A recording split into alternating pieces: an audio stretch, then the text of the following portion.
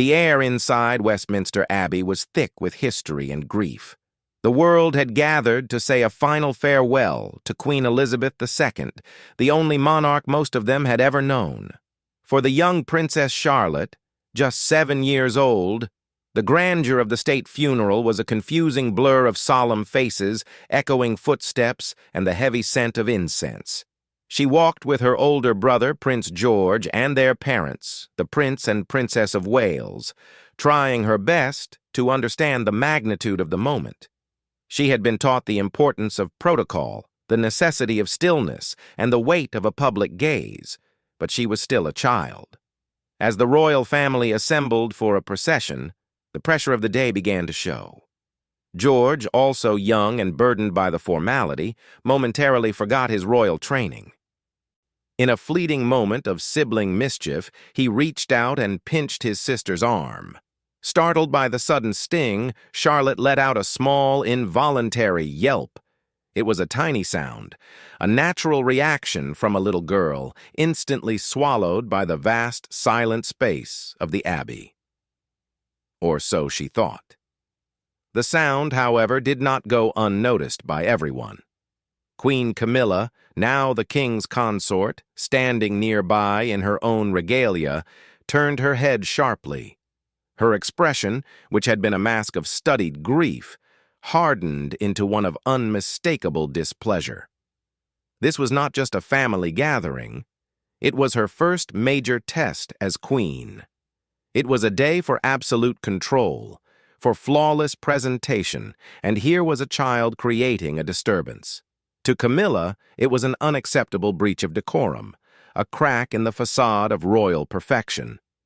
With a face like stone, Camilla leaned slightly towards the Princess of Wales, who was standing with Charlotte. Her lips moved in a curt, hushed directive. Lip readers would later decipher the two blunt words she uttered, words that cut through the solemn air like a shard of ice. Take her.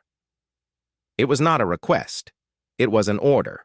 The command was clear: remove the child, silence the disruption. It was a public rebuke, subtle enough to be missed by most, but devastatingly clear to those at the center of it. The Princess of Wales felt the words like a physical blow.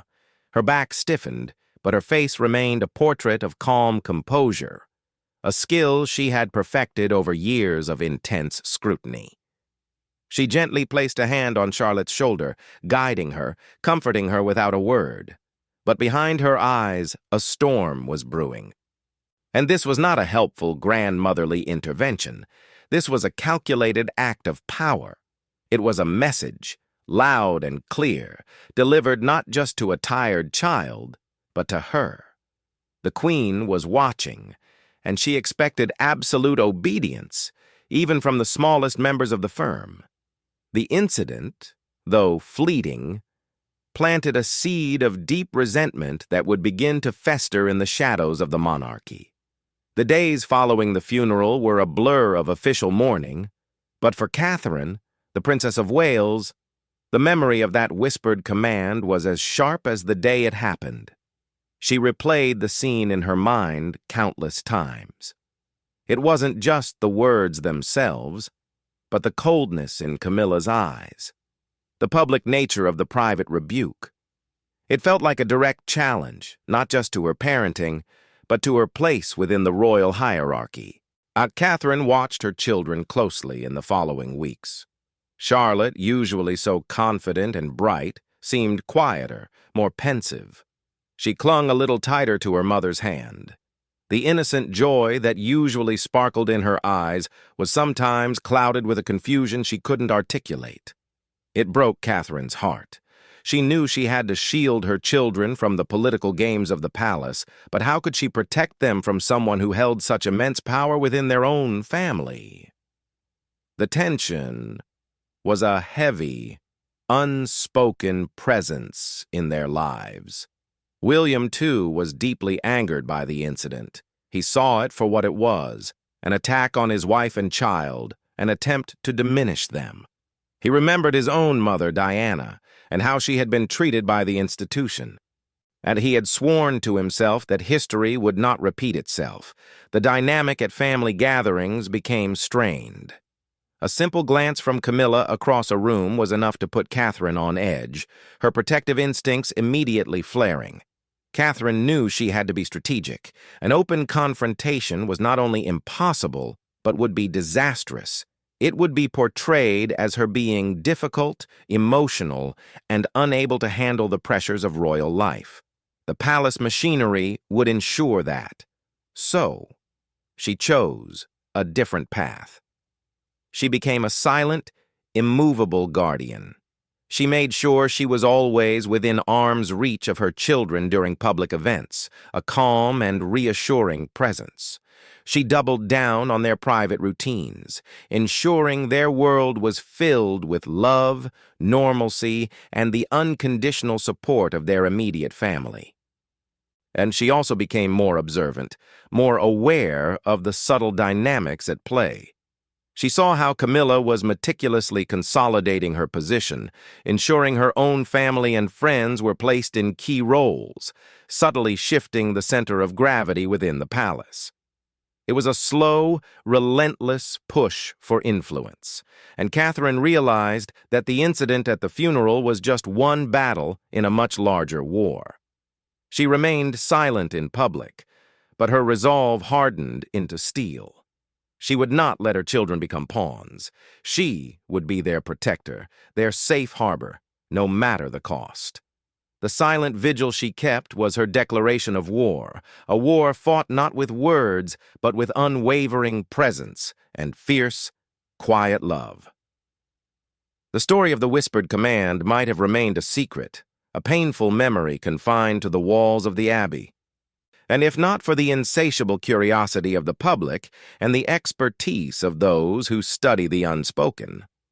Months after the funeral, photographs from the day were analyzed with intense scrutiny. Royal watchers and body language experts noticed a sequence of images.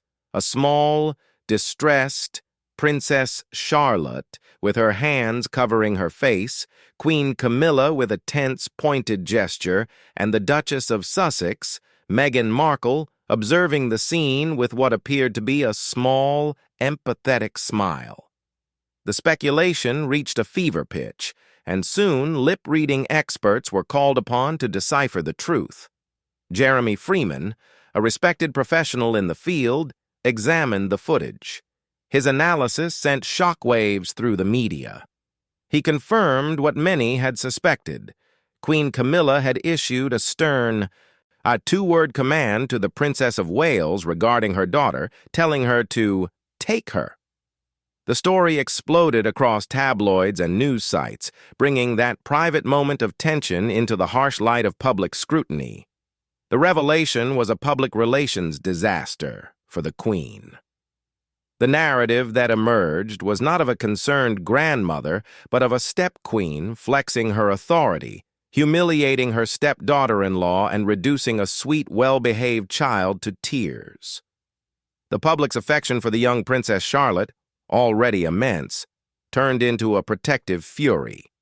Commentators and royal experts weighed in, pointing out that Charlotte was known as the boss of her siblings, a little girl who was the very model of royal protocol, often reminding her brothers of the rules. And to scold such a child was seen as not only unnecessary but cruel and pointedly political. The leaked story, whether from palace insiders or other sources, served to cement a new public perception. It painted a picture of a queen who was insecure in her position, eager to dominate, and willing to use even a child as a means to assert her power over her rivals. Catherine, in contrast, was cast as the stoic, protective mother, enduring the attack with grace. The incident became a defining chapter in the evolving saga of the modern monarchy, a clear line drawn between the past and the future, between Camilla's camp and that of William and Catherine. The echo of that single sharp command had been amplified into a roar that the palace could not ignore.